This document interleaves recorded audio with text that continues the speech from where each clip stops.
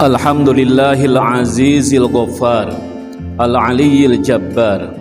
Ashhadu an la ilaha illallah wahdahu la syarikalah wa 'adat taibina bis sa'adah bil jannah was salamah minan nar.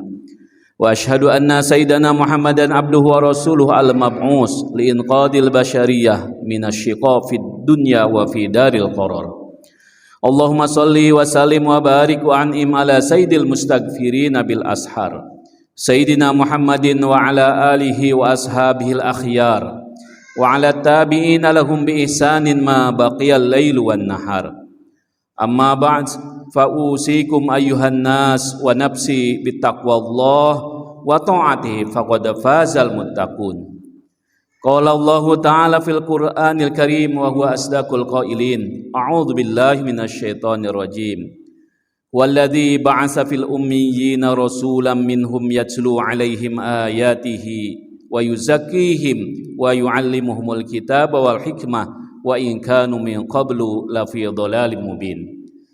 Jamaah Jumat rahimakumullah.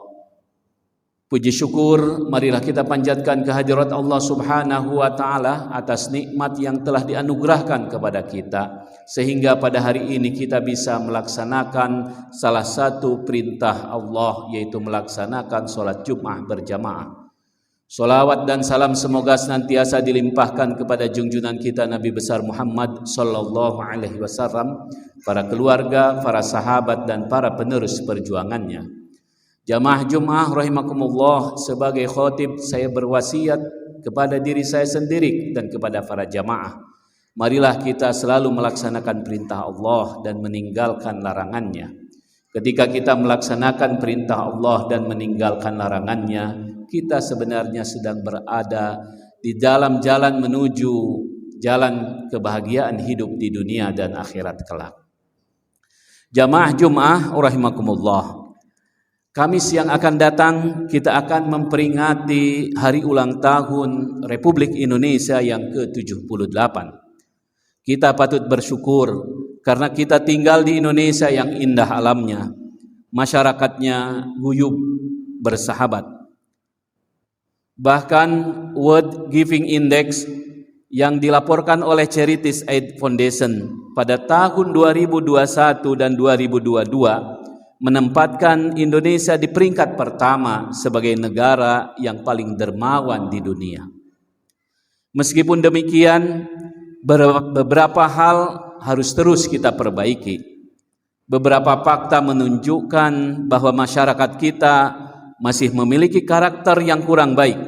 Salah satunya adalah kesadaran keagamaan yang harus terus dipupuk, terutama di kalangan remaja. Penelitian pada tahun 2019 di sebuah PTN, dari 2.729 responden, sebanyak 1.928 orang atau sekitar 71% mahasiswa ternyata tidak bisa membaca Al-Quran. Jika membaca Al-Quran saja tidak bisa, bagaimana dengan sholat mereka? Bagaimana dengan pemahaman terhadap Al-Quran? Kalau remaja sudah tidak peduli terhadap Al-Quran, sudah tidak peduli terhadap agamanya sendiri, bagaimana nanti dengan bangsa ini di 20 tahun, 30 tahun yang akan datang ketika para remaja itu memegang tampuk kepemimpinan? Para jamaah Jumat rahimakumullah, salah satu kisah fenomenal yang diangkat di dalam Al-Quran adalah kisah pemuda-pemuda Ashabul Kahfi. Mereka diberi keutamaan oleh Allah Subhanahu wa ta'ala untuk menjadi pelajaran bagi kita. Yang pertama, Ashabul Kahfi adalah 7 orang pemuda yang tidak mau diam melihat kemungkaran yang dipertontonkan kaumnya. Ketika menafsirkan Surah Al-Kahfi ayat 10, Allah berfirman, A'udzubillahi minasyaitonirrajim. Iz awal fityatu ilal kahfi faqalu rabbana atina min ladunka rahmatan wa hayyi' lana min amrina rasyada. Ketika para pemuda itu berangkat berlindung ke gua, dan mereka berkata, wahai Tuhan kami, berikanlah kepada kami dari sisi-Mu rahmat, dan sempurnakanlah bagi kami dari urusan kami petunjuknya. Imam Ibnu Katsir menyebut bahwa 7 orang pemuda tersebut adalah orang-orang yang menyaksikan kebiasaan kaumnya yang tidak sesuai dengan ajaran Islam. Mereka tidak saling mengenal. Mereka kemudian keluar dari kaumnya, berlindung di satu pohon, dan di pohon itu ke-7 pemuda tersebut dipertemukan karena keimanannya. Dengan demikian, yang pertama, para jamaah Jumat rahimakumullah, kita membutuhkan para pemuda, para remaja yang hatinya disatukan untuk menolak, untuk tidak menyetujui perbuatan-perbuatan yang tidak baik di dalam kaumnya. Kemudian yang kedua, fenomena Ashabul Kahfi. Ashabul Kahfi memiliki keimanan yang kuat. Meskipun style mereka ada yang bergaya anak pang. Dalam surat Al-Kahfi ayat 13, Allah berfirman, "Nahnu naqussu 'alaika naba'ahum bil haqq, innahum fityatun amanu bi rabbihim wazidnahum huda." Kami ceritakan kepada engkau cerita mereka dengan sebenar-benarnya.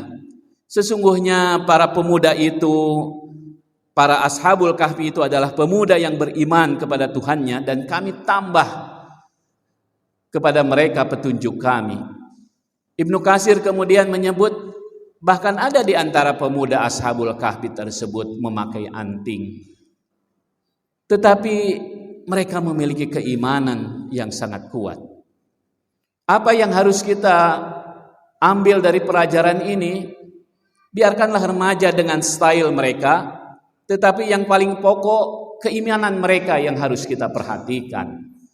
Kita tidak bisa memaksakan kebiasaan kita sebagai orang tua dengan kebiasaan yang sudah terjadi pada diri kita, tetapi kebiasaan anak muda, remaja sekarang, maka kebiasaan itu dibiarkan, tetapi dengan catatan iman mereka yang harus kuat.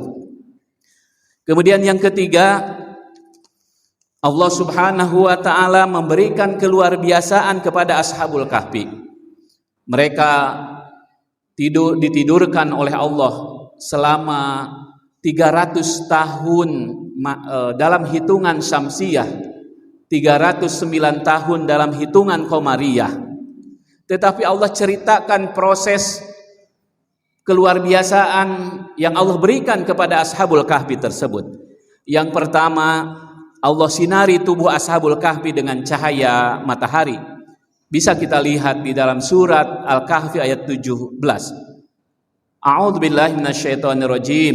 Wa tarasyamsa idza tala'at tazawaru an kafihim datal yamin wa idza gharabat taqriduhum datas shimal wa hum fi fajwatin min.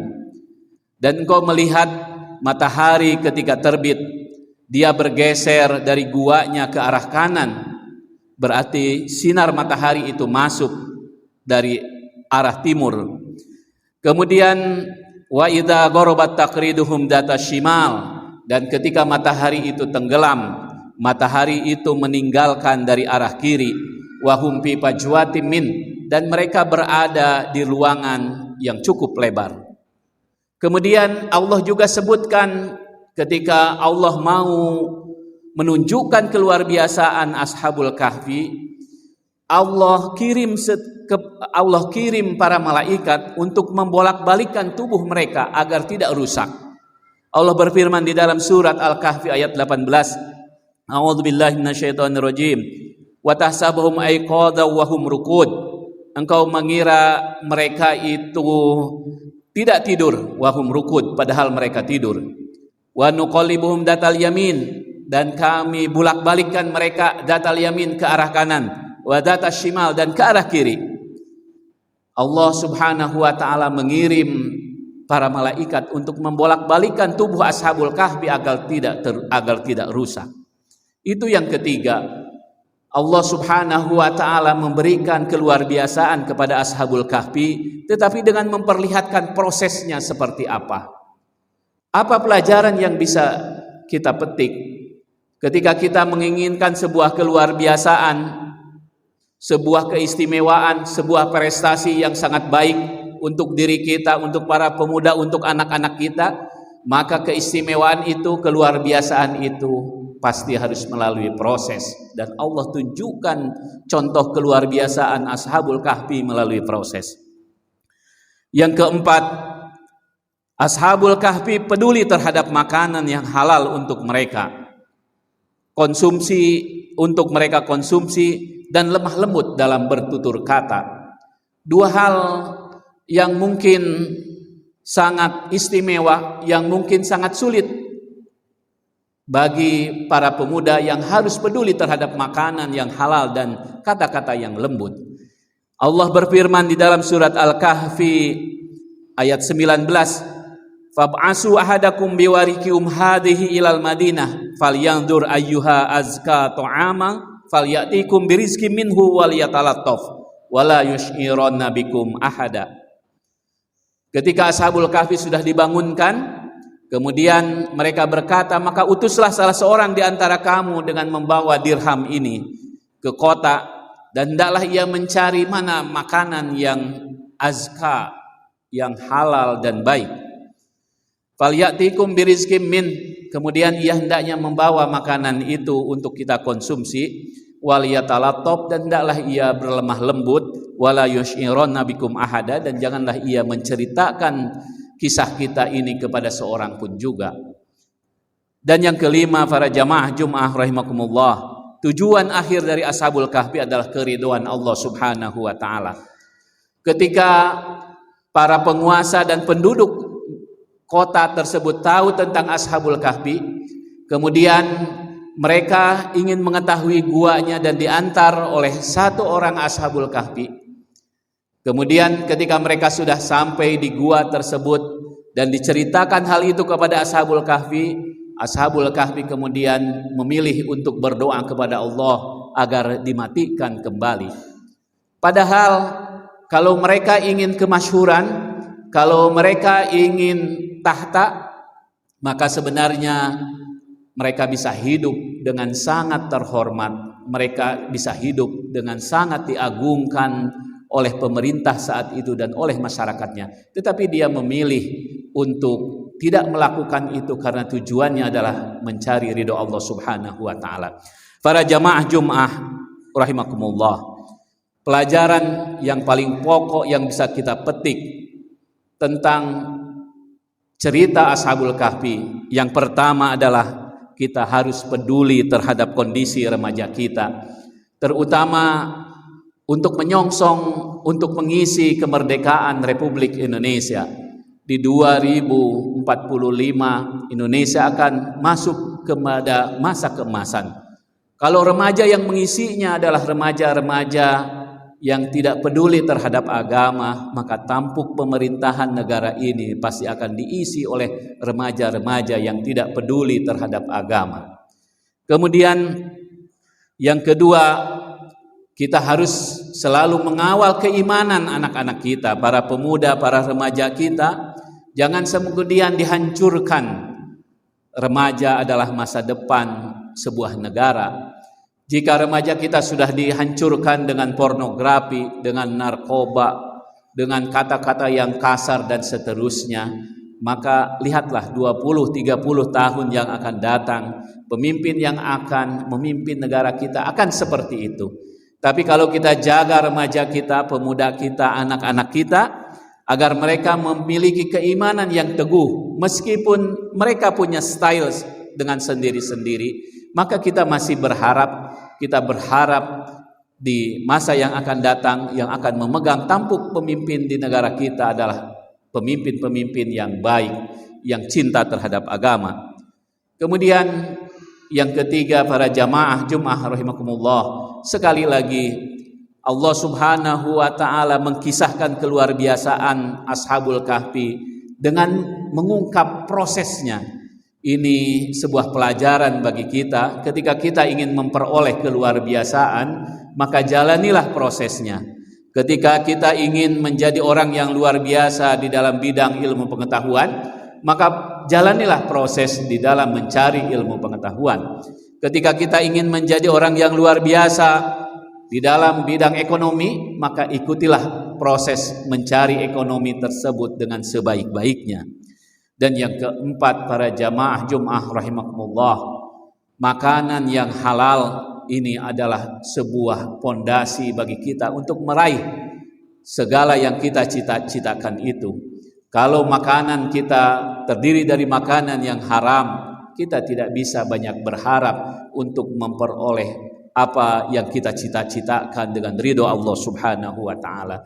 Dan yang terakhir, marilah kita terus meningkatkan iman kita, bersandar kita kepada Allah Subhanahu wa taala, karena yang bisa memberi kebaikan kita hanya Allah Subhanahu wa taala. Semoga Allah senantiasa menguatkan kita, senantiasa memberi hidayah dan taufik kepada kita sehingga kita istiqomah di dalam melaksanakan perintahnya dan meninggalkan larangannya. Istiqomah kita beserta keluarga kita dalam melaksanakan memegang agama Islam sampai akhir hayat kita. Barakallahu li wa lakum bil Qur'anil Karim wa nafa'ana wa iyyakum bima fihi minal ayati wa dzikril hakim wa taqabbala minna wa minkum tilawatah innahu was samiul alim fastaghfiruh innahu huwal ghafurur rahim.